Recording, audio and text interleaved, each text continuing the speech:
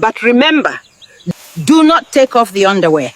Yet, even with all this happening, the men still lined up to marry her. Some boasted, "Let me become rich first. Before her curse catches me, I will run away." Others said, "If we get wealth, is madness not a small price?" Greed is louder than fear.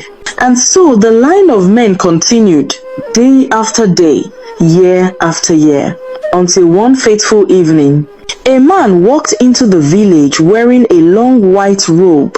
The sun was low. The dust rose beneath his feet. His steps were slow, but his presence was powerful. The villagers gasped. Women covered their mouths. Men dropped their tools. Children hid behind their mothers. When he drew closer, the shock hit the entire square like thunder. It was Okezie, Sabrina's first love, the only man who had truly loved her, the only heart that ever chose her before beauty, wealth, or magic. He was alive.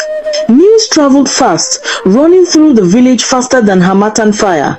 Sabrina heard it and bolted out of her hut, her wrapper flying behind her. When she reached the village square and saw him, her knees gave way. She fell at his feet, tears pouring down her face. You are alive," she sobbed.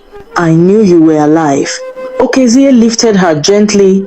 His hands trembled as they touched her face, the same face he had loved before the world ever saw beauty in it.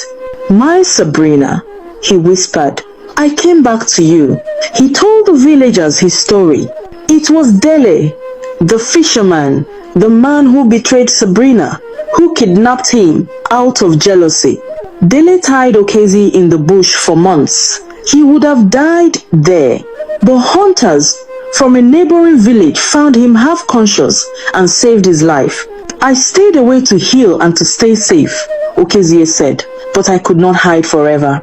I had to come back to the only woman I have ever loved." Sabrina's heart trembled. She wanted to run into his arms and never let go, but she knew the truth. If she accepted Okezie, the curse would strike him too. He would become like the others, lost, broken, destroyed. And Sabrina would rather die than bring pain to the only man who had ever loved her. So she did the only thing she could. She returned to the forest, the place she first met the mysterious old woman. The wind was cold. The trees whispered secrets. And there, under the old Iroko tree, the old woman appeared again. Sabrina dropped to her knees, sobbing, "Please, take back the underwear.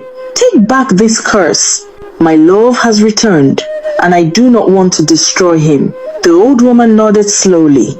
"I knew this day would come," she said in a voice older than the earth. "The heart of men is wicked and selfish. Your beauty was given to punish the greedy, those who sought you not for love, but for gain." She touched Sabrina's shoulder gently. "But the one who truly loves you has returned, so the curse has fulfilled its purpose." She pointed to Sabrina's waist. "Go home, remove the underwear, burn it.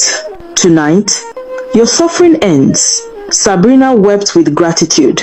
She thanked the old woman and ran home faster than she had ever moved in her life. She removed the underwear, the cursed beauty, the gift that had destroyed lives, and threw it into the fire. The flames swallowed it in seconds, and in the blink of an eye, her body shifted. The glowing skin vanished. The curves melted away. The goddess beauty dissolved. She became Sabrina again, the thin girl with gentle eyes and the heart that loved too deeply. When she stepped outside, Okezie stood waiting. He opened his arms. She walked into them, and for the first time in her life, Sabrina felt safe. They married quietly, without crowds, without gifts, without the noise of the world. And together, hand in hand, heart in heart, they lived happily ever after. The end.